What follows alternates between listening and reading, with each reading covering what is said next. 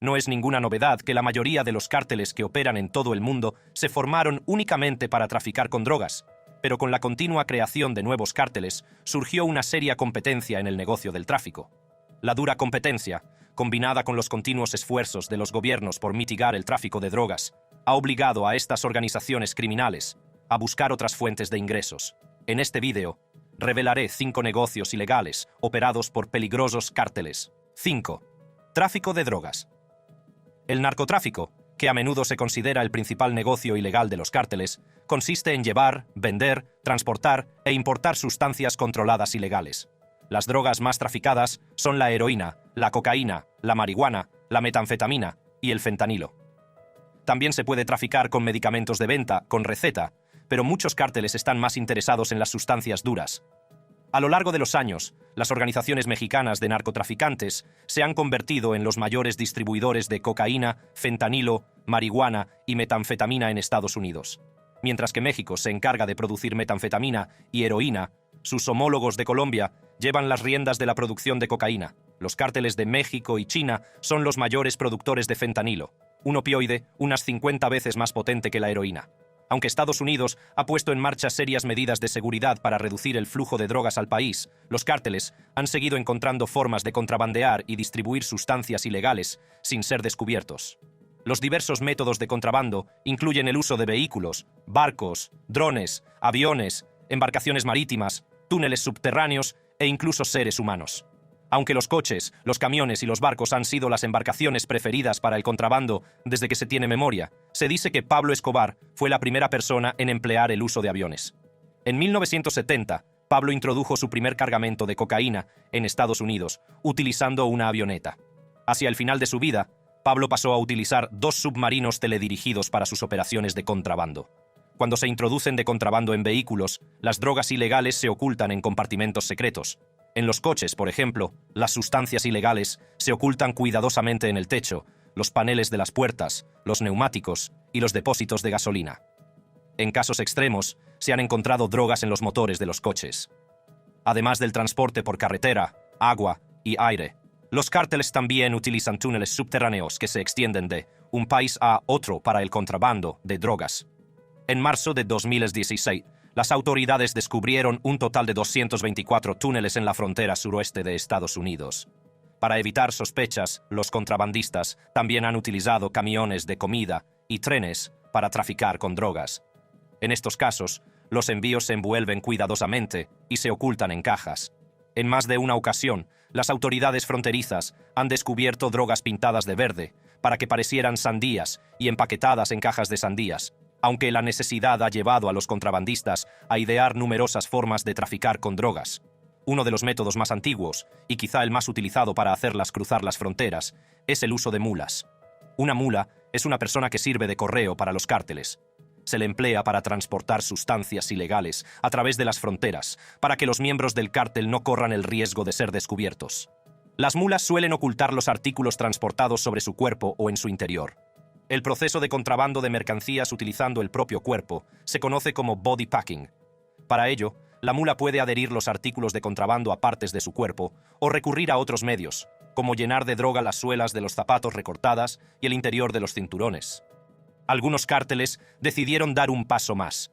Desviaban intencionadamente la atención de la seguridad aeroportuaria, enviando a 1 o 2 personas para que transportaran abiertamente la droga y mantuvieran ocupados a los funcionarios del aeropuerto, mientras otras mulas se abrían paso sin ser detectadas. Esta táctica funcionó durante un tiempo, pero con la continua mejora de las medidas de seguridad ya no se utiliza. ¿O no?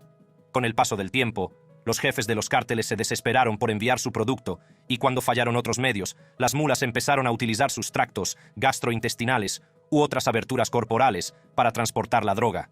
En este estilo de tráfico, las drogas se empaquetan adecuadamente en diminutos globos antes de ser ingeridas. Para mayor protección, los pequeños globos pueden estar hechos de varias capas de preservativos o de varias capas de guantes de látex. En cada viaje, las mulas ingieren docenas de estos globos y una vez que cruzan la frontera, la droga se recupera de sus heces o a través de su vómito. Como probablemente ya sepas, tragar cantidades insanas de drogas duras envueltas en látex es tan peligroso como urgente. A muchas mulas les han instalado los diminutos globos en el estómago debido a la acción de los yugos digestivos. Cuando eso ocurre, las drogas empiezan a filtrarse en su torrente sanguíneo y, si no se hace nada inmediatamente, el individuo acaba muriendo por sobredosis. Ahora te estarás preguntando por qué la gente opta por convertirse en mulas viendo lo peligroso que es. Pues bien, aquí tienes por qué. Los señores de la droga contratan a propósito a personas que necesitan dinero desesperadamente y están dispuestas a hacer cualquier cosa por él. Otras veces, los cárteles amenazan con hacer daño a la familia o a los amigos de la persona si no hace el trabajo y no le dejan otra opción. Por parte de los cárteles, los riesgos de seguridad de utilizar mulas son altos y cada mula que es capturada hace que la organización pierda un porcentaje de sus ingresos. Teniendo esto en cuenta, muchos capos de la droga han recurrido a un medio de tráfico más rentable y fácil de conseguir: los drones. Los drones son rentables en el sentido de que son significativamente más baratos en comparación con los costes de utilizar mulas, cavar túneles funcionales o incluso el precio de adquirir embarcaciones. Los drones cuestan alrededor de $5,000 por unidad, que es más o menos calderilla para estos cárteles. Cuando los cárteles empezaron a utilizar drones, las autoridades fronterizas fueron informadas, pero prestaron menos atención a las noticias porque pensaban que los drones eran pequeños y no podían transportar una cantidad significativa de droga. Los contrabandistas, a su vez, aprovecharon esta oportunidad para mover toda la droga que pudieron, y así continuó durante años. Las autoridades recibieron una revelación una noche de enero de 2015, cuando un dron cayó del cielo en Tijuana, México. Al inspeccionarlo, las autoridades descubrieron que el dron había sido diseñado para filmar y fotografiar, pero había sido convertido en un narcodrón. En el momento de su caída, el dron transportaba más de 2 kilos de metanfetamina valorada en unos $43,000 en las calles. La existencia de los narcodrones sigue favoreciendo a los contrabandistas porque las autoridades fronterizas no los detectan fácilmente. Para ir sobre seguro, algunos contrabandistas han desarrollado un medio de distraer a los agentes de la patrulla fronteriza que consiste en utilizar un dron para conducirles a un lugar de entrega falso mientras otros drones tienen la oportunidad de cruzar la frontera sin peligro. Cada cártel tiene su método o ruta de contrabando de drogas ilegales, pero cárteles como el de Sinaloa cuentan con enormes redes. Una vez que los esfuerzos de los cárteles dan sus frutos y la droga cruza la frontera sin ser detectada, las bandas callejeras se reparten el cargamento y controlan la distribución al por menor en todo el país. Se dice que el narcotráfico es uno de los negocios ilegales más rentables del mundo del crimen, con miles de millones de dólares al año. 4. Blanqueo de dinero. Es posible que haya oído hablar del término blanqueo de dinero y de lo que significa, pero la forma en que los cárteles lo utilizan en su beneficio es un juego de pelota completamente diferente. El blanqueo de dinero es un proceso mediante el cual los delincuentes contabilizan grandes cantidades del dinero que ganan utilizando fachadas legales para evitar ser interrogados o pagar impuestos. El dinero procedente de actividades delictivas se considera sucio porque se ha obtenido de forma ilícita, por lo que el siguiente paso es blanquearlo para que parezca legítimo.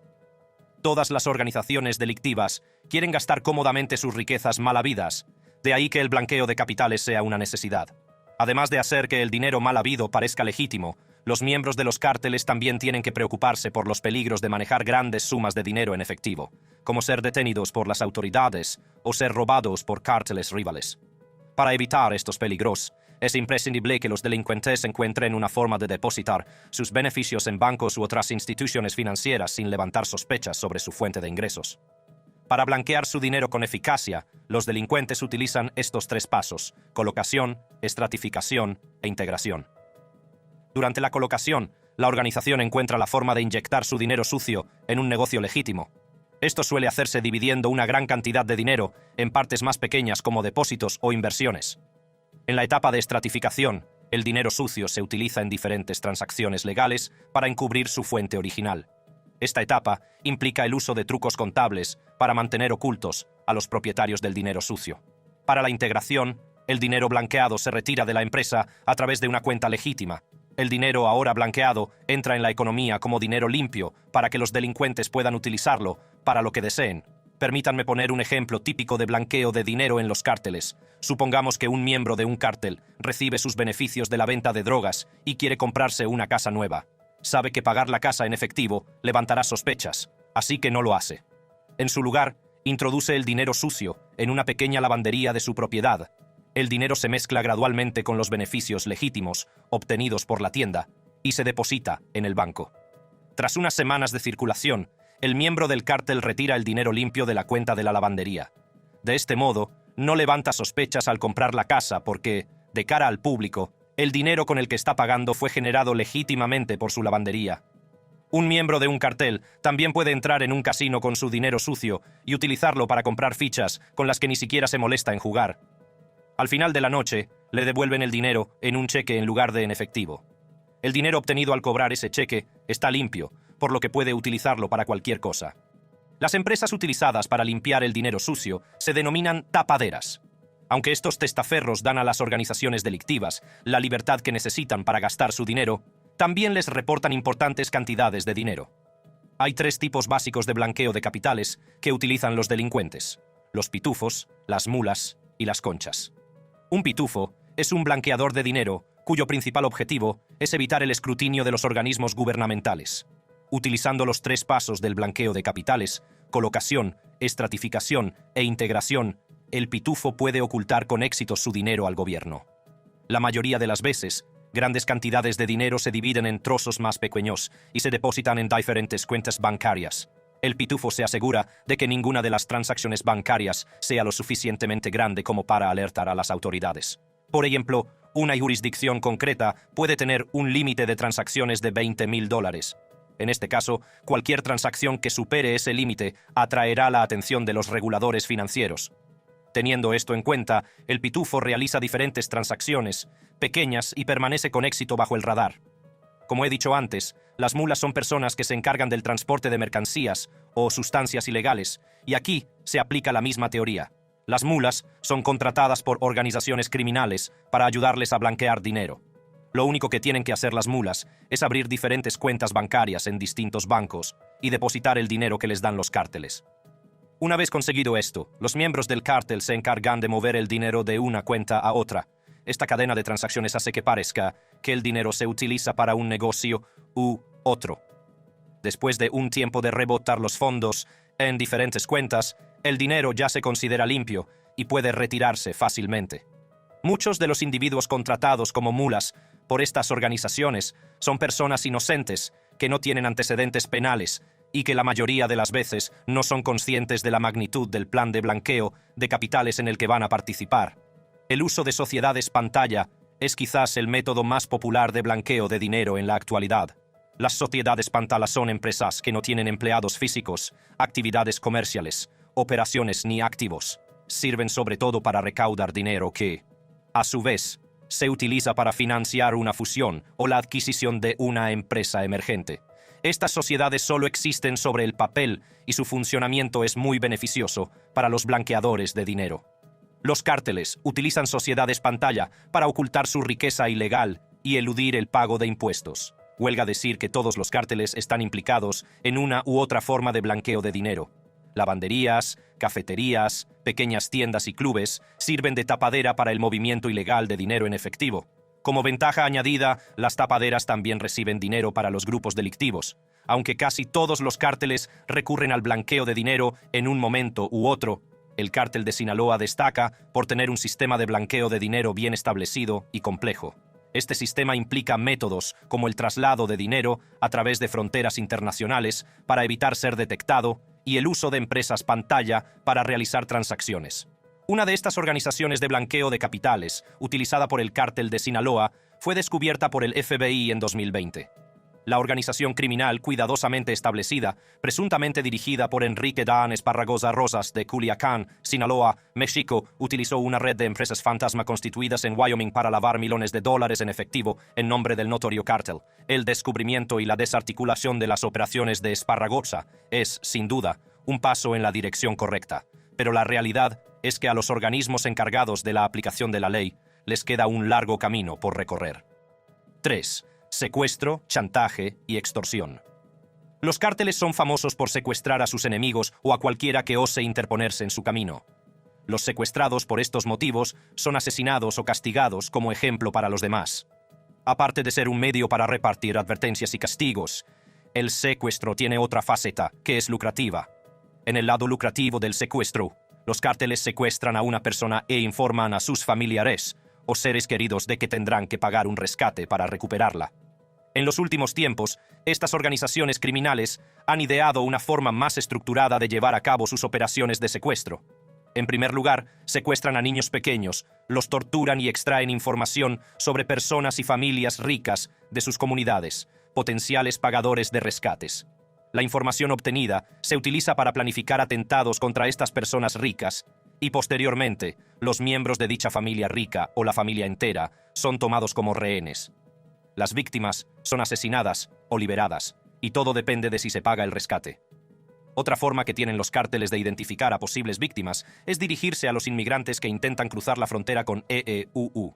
Cada cártel cuenta con espías cuidadosamente ubicados, conocidos como halcones, que merodean por las calles y las estaciones de autobuses.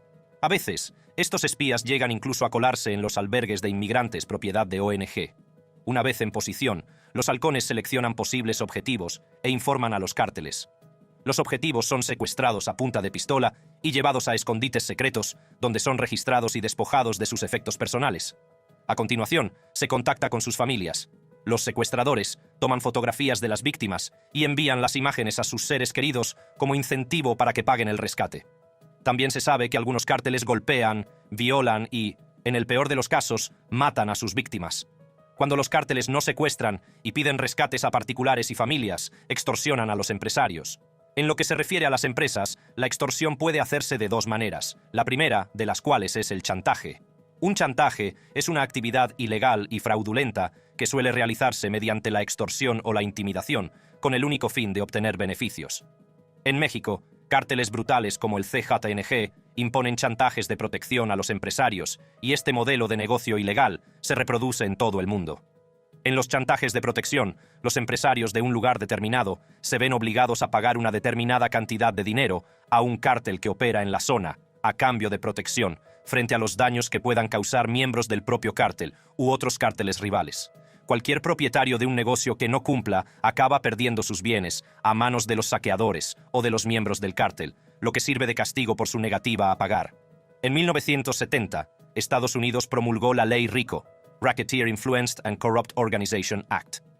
RICO contiene una lista de 35 delitos paraguas que incluyen el soborno, el fraude, los delitos relacionados con el juego, el blanqueo de dinero, los delitos financieros y económicos, la obstrucción a la justicia o a una investigación criminal, el asesinato por encargo, el juego, los incendios provocados, el robo y la extorsión. Cualquier persona a la que se descubra cometiendo cualquiera de estos delitos será acusada en virtud de la ley RICO. Los cárteles llevan mucho tiempo implicados en diversas formas de crimen organizado, y la ley RICO se introdujo para ayudar al gobierno a detenerlos y procesarlos. Las famosas 5 familias de Nueva York, Bonanno, Lucchese, Gambino, Genovese y Colombo, fueron duramente castigadas por la ley RICO debido a su implicación en el crimen organizado. La Oficina Federal de Investigación detuvo a 125 miembros de la mafia en enero de 2011, lo que supuso uno de los mayores ataques contra la mafia en un solo día de la historia. Cuando los cárteles no se dedican a los chantajes de protección, se dedican a la extorsión pura y dura, que consiste en imponer fuertes gravámenes a las empresas y obligar a sus propietarios a pagar por miedo. Todo tipo de negocios, desde pequeños puestos hasta negocios de lujo como restaurantes y hoteles, están en el punto de mira. James Tobin, miembro del Consejo Nacional de Seguridad Pública, afirma que la extorsión de los cárteles es una amenaza generalizada. Los cárteles cobran a los propietarios de pequeños negocios unos $10 al día y a los propietarios de negocios más grandes les hacen pagar entre $1,200 y $4,900 al día. El cártel de Sinaloa, el CJNG y un grupo llamado Los Pelones son las organizaciones criminales más poderosas del país que ganan millones con la extorsión. También se han registrado casos de delincuentes al azar que extorsionan a empresas haciéndose pasar por miembros de un cártel. El uso de la violencia bruta por parte de los cárteles deja a los propietarios de negocios sin otra opción que pagar los exorbitantes cargos que se les imponen. El secuestro y la extorsión son una importante fuente de ingresos para muchos cárteles, y estos grupos criminales utilizan los fondos obtenidos por estos medios para abastecerse de armas de grado militar que les dan ventaja en las guerras, entre bandas o contra el gobierno. La extorsión en México ha provocado el cierre temporal o total de varias empresas. En 2018, una empresa minera canadiense con sede en México detuvo todas las operaciones en su mina más grande, cerca del municipio de Madera, en el estado de Chihuahua. La decisión de detener las operaciones se tomó debido a que los cárteles habían construido puestos de control alrededor de la mina. Los trabajadores seguían siendo acosados y agredidos cada día por miembros de los cárteles, pero la gota que colmó el vaso fue el descubrimiento de un cadáver decapitado cerca de la mina. Los propietarios de la empresa decidieron que la vida de los trabajadores corría verdadero peligro y que era mejor poner fin a todas las operaciones en la mina. En mayo de 2018, pistoleros del cártel abrieron fuego contra los trabajadores de una de las mayores embotelladoras de México, en el estado de Guerrero. Los trabajadores intentaban reabrir la planta que no funcionaba desde enero de ese año cuando ocurrió el incidente. La empresa había dejado de funcionar unos meses antes debido a las amenazas de extorsión de los cárteles, pero tras el tiroteo, la empresa cerró por completo. En medio de todo esto, parece haber un resquicio de esperanza, porque la existencia de la ley RICO ha ayudado al gobierno en la lucha contra el chantaje y la extorsión, aunque sigue habiendo cárteles que se dedican a este negocio. Por ejemplo, el CJNG, los Zetas y el cártel de Sinaloa siguen realizando chantajes de protección hasta la fecha. 2. Tráfico sexual y trata de seres humanos. Otro negocio ilegal pero lucrativo en el que se han aventurado los cárteles es el tráfico de seres humanos, o tráfico sexual. El tráfico sexual puede considerarse una forma de esclavitud moderna, ya que las personas son reclutadas, transportadas y obligadas a mantener relaciones sexuales no consentidas en beneficio de los traficantes. A juzgar por el número de cárteles que existen en México, no es sorprendente saber que el país es uno de los puntos de partida, paso y destino más conocidos del tráfico sexual. Se calcula que los traficantes del sexo ganan unos 150,000 millones al año en todo el mundo.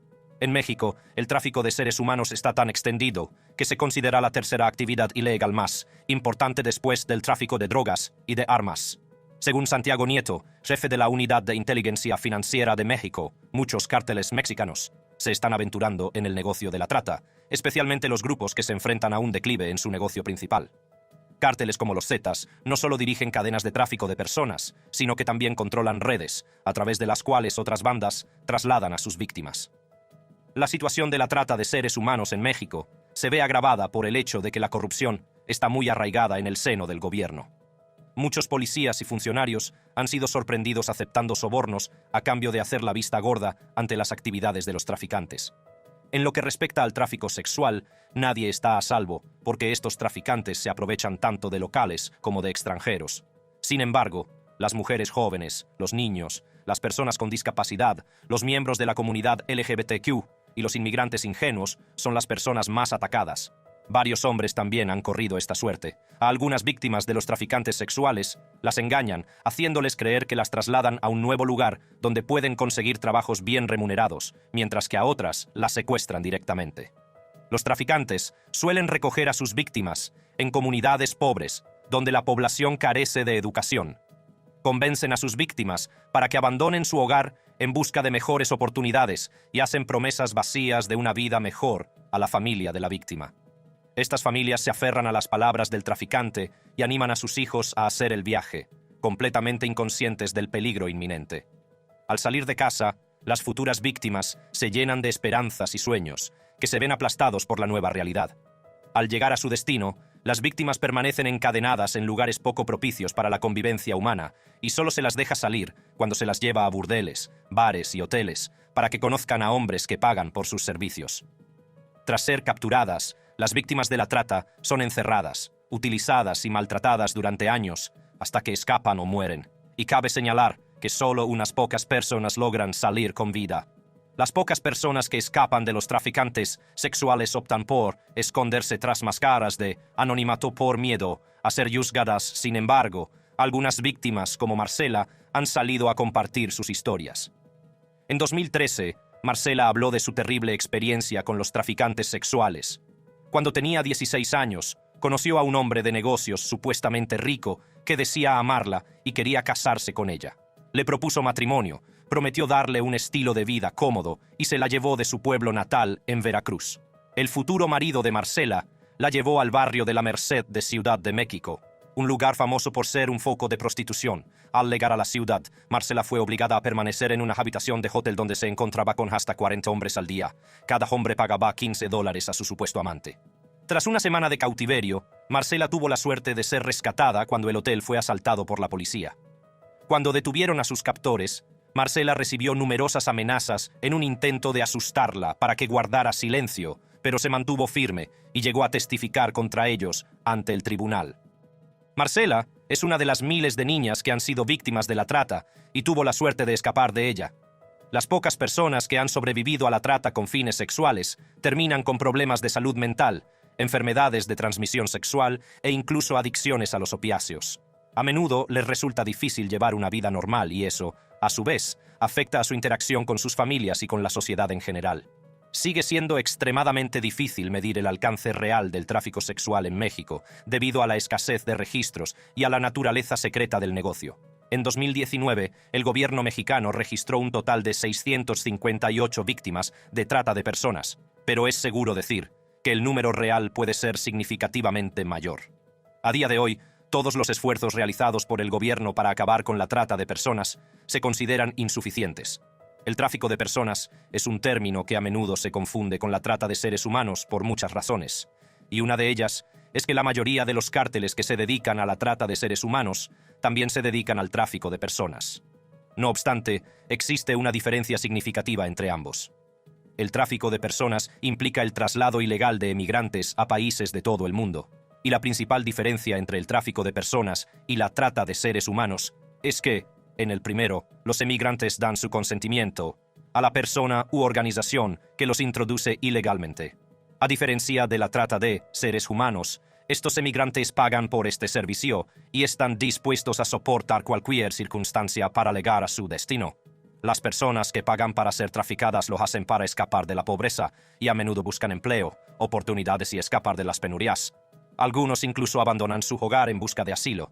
A pesar de sus diferencias, la trata de seres humanos y el tráfico ilícito de personas comparten bastantes similitudes, una de las cuales es el modo inhumano de transporte. A veces, los emigrantes objeto del tráfico acaban pasando hambre, recibiendo amenazas, abusos y torturas de los traficantes.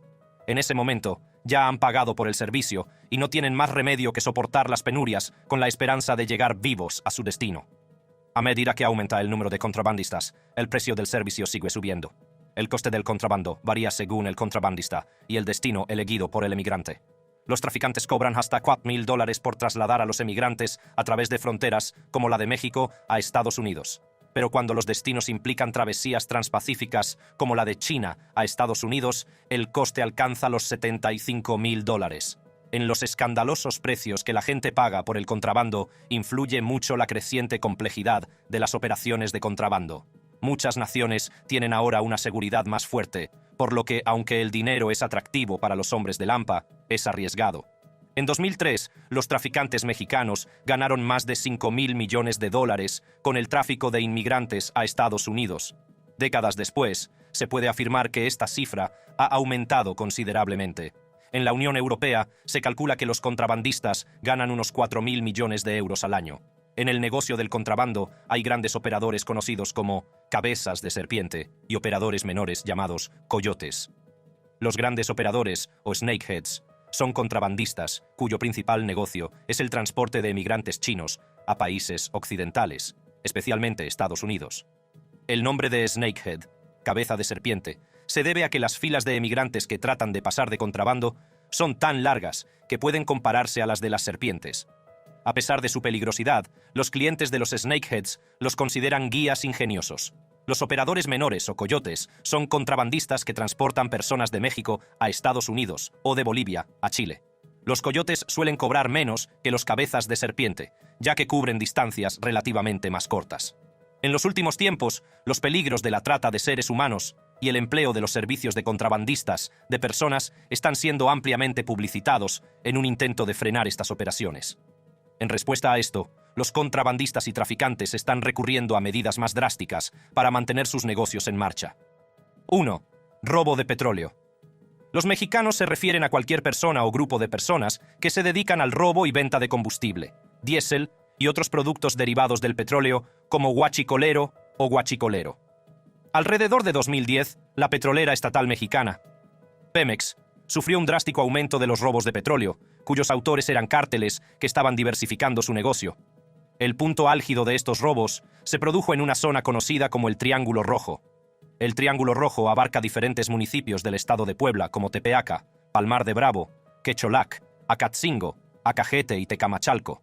Las actividades de los huachicoleros en el Triángulo Rojo aumentaron porque el 40% del combustible que se distribuye desde Ciudad de México al resto del país pasa por la región. En la última década, se sabe que miembros del cártel amenazaron o torturaron a trabajadores de varias refinerías de petróleo para obtener información sobre qué tuberías subterráneas contenían combustible y cuándo se bombearía. Con esta información, los miembros del cártel intervenían varios oleoductos en el momento oportuno y robaban todo el combustible posible. La subida del precio del combustible solo sirvió de motivación a los cárteles para intensificar sus operaciones de robo de petróleo, porque ahora tenían más que ganar. Hay informes de que, cuando el acoso a los trabajadores no funciona, estos grupos de delincuencia organizada utilizan amenazas de violencia o sobornos para corromper a funcionarios del gobierno que, a su vez, les proporcionan la información que necesitan para llevar a cabo los robos. Los investigadores creen que algunos funcionarios de Pemex también ayudan a estos grupos delictivos y obtienen una parte de la venta ilegal de combustible robado como pago por sus servicios. El combustible robado se vende en el mercado negro a un precio más barato, por lo que muchas comunidades empobrecidas patrocinan voluntariamente a los cárteles. Los miembros de estas comunidades pobres también están más que dispuestos a aceptar trabajos como vigilantes o transportistas de combustible. La tasa de perforaciones de oleoductos aumentó de 28 perforaciones diarias en 2017 a 40 perforaciones diarias en 2018. Un total de 12.581 perforaciones ilegales de ductos se registraron en todo México en los primeros meses de 2018. Ese mismo año, se estimó que la Petrolera Nacional de México perdía unos 74.000 barriles diarios de crudo a manos de los huachicoleros. Cada año, las operaciones de robo de petróleo rastrillan una cantidad significativa de dinero para los peligrosos cárteles. De hecho, en un momento dado, se estimó que los cárteles estaban ganando hasta $400 millones anuales por el robo de petróleo. Mientras estos grupos criminales obtenían beneficios millonarios, el gobierno perdía dinero intentando bloquear las perforaciones de los oleoductos. A pesar de sus mejores intentos, la policía no podía combatir a los huachicoleros por sí sola, y como la situación se les estaba yendo de las manos, tuvo que intervenir el ejército mexicano. En los últimos tiempos se han registrado altercados violentos entre ladrones de petróleo y las autoridades. En marzo de 2017, la ciudad de Cuesta Blanca, en Puebla, fue testigo de un intercambio de violencia entre huachicoleros y militares. Los oficiales patrullaban los alrededores cuando sorprendieron a un grupo de huachicoleros con unas 9 unidades de combustible robado. La banda abrió fuego de inmediato y los militares tuvieron que tomar represalias. El tiroteo terminó con 2 miembros de la banda heridos y detenidos. Se dice que la banda liderada por Roberto El Bucanas está afiliada al cártel de los Zetas. En mayo de ese año, se produjo otro tiroteo entre huachicoleros y militares en Palmarito, Tochapan, en el estado de Puebla. En el tiroteo murieron 2 militares y otro resultó herido. Antes del tiroteo, los agentes descubrieron a los huachicoleros con varias unidades de combustible robado. Los delincuentes abrieron fuego de inmediato y los agentes se vieron sorprendidos. Dichos huachicoleros pudieron escapar del lugar, utilizando a mujeres y niños como escudos humanos. En respuesta a la amenaza del robo de petróleo, el gobierno mexicano puso en marcha estrictas medidas de seguridad en el país. Además, el Congreso mexicano se reunió para aprobar una reforma legislativa que aumenta la pena para los ladrones de petróleo convictos a 25 años de prisión, con una multa de 2 millones de pesos. Más esfuerzos para detener a los ladrones de petróleo vinieron del presidente Andrés Manuel López Obrador, quien asumió la presidencia en diciembre de 2018. El presidente Obrador descubrió que algunas bandas habían construido almacenes sobre los oleoductos, desde los que podían acceder fácilmente a ellos y aprovecharlos. De ahí que, además de reforzar la seguridad, el presidente ideó una forma de detener a los huachicoleros cerrando un oleoducto de la refinería de Salamanca, en el estado central de Guanajuato, y las compañías petroleras pasaron a utilizar camiones cisterna para la distribución de combustible en todo el país. Por suerte para el pueblo de México, el cierre del oleoducto dio resultados positivos. Los incidentes de robos de hidrocarburos se redujeron drásticamente, pero provocó un desabasto de gasolina en diferentes estados durante las primeras semanas de 2019. Además de la reducción en los ingresos del país causada por los robos de hidrocarburos, los ladrones de petróleo también terminaron provocando incendios petroleros en más de una ocasión, debido a la volatilidad de la gasolina. México ha registrado varias explosiones de petróleo causadas por ladrones de petróleo. En diciembre de 2010, 29 personas perdieron la vida en una explosión en San Martín y alrededor de 137 personas murieron en la explosión de enero de 2019 en Hidalgo. A pesar de los peligros que conlleva, el robo de hidrocarburos sigue existiendo en México hasta la fecha. El cártel de Sinaloa y el CZNG se encuentran entre los principales cárteles que siguen llevando a cabo operaciones de robo de hidrocarburos, demostrando que los miembros de los cárteles están dispuestos a arriesgar cualquier cosa, incluyendo sus vidas, con tal de ganar dinero. A medida que pasan los años, el gobierno sigue esforzándose por acabar con los cárteles y poner fin a sus negocios ilegales. Pero parece que las autoridades tardarán unos cuantos años más en lograr su objetivo. Haz clic en las tarjetas que aparecen en tu pantalla para ver más vídeos que denuncian a los cárteles.